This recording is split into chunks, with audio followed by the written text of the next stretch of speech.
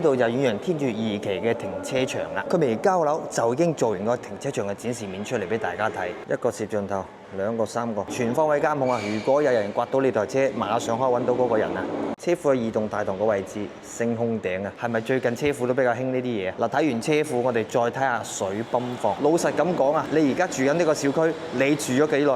你哋小區嘅水泵房你見過未？而家遠洋天柱就俾你睇下佢哋嘅水泵房係點樣。Hello， 歡迎大家嚟到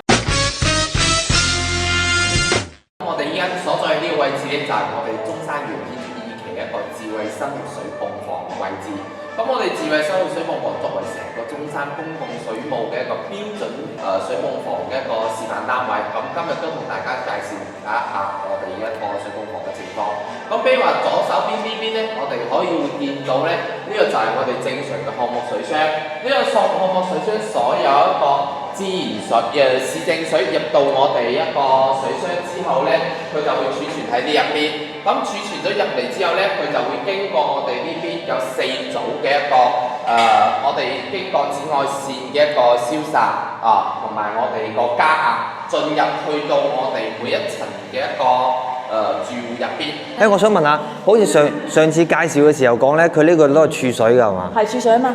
即係到時候如果停水，即係佢停水嘅話咧，佢就會有個緊急應變水。咁傳統以前大家都會認為，咁我假設我住2樓，或者我假設住10樓，或者假設我住32樓，我會唔會出現屋企啲水壓唔穩定嘅情況呢？咁其實正常係唔會嘅，因為我哋根據我哋最新嘅設計呢，我哋依家呢所有嘅樓層呢喺2樓最低就已經開始加壓，而且我哋分呢4組嘅單位呢，我哋係分段式加壓嘅。比如話呢，我1到8樓呢，我係第一組嘅，係由第一組嘅機器進行加壓。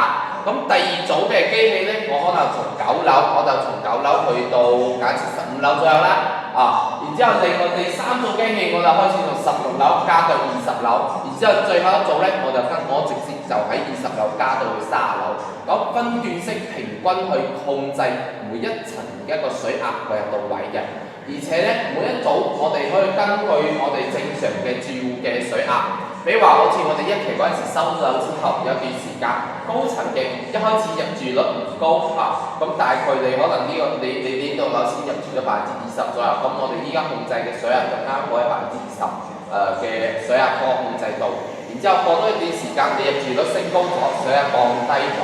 咁呢個時候，我哋一旦收到業主嘅反饋呢，我哋第一時間就將佢嘅壓力調高佢，再將成個水壓嘅一個壓力正常呢調到一個所有業主覺得佢係正常嘅舒適嘅一個水壓進度，佢唔係話我一直都係固定不定嘅一個水壓情況嘅，所以大家完全都唔需要去擔心個水壓情況。然之後，另外最後呢，我哋每一度嘅水質呢，經過我哋傳送去業主屋企之前呢，我哋都會經過呢台瑞士一個品牌嘅一個過濾機去進行檢測嘅。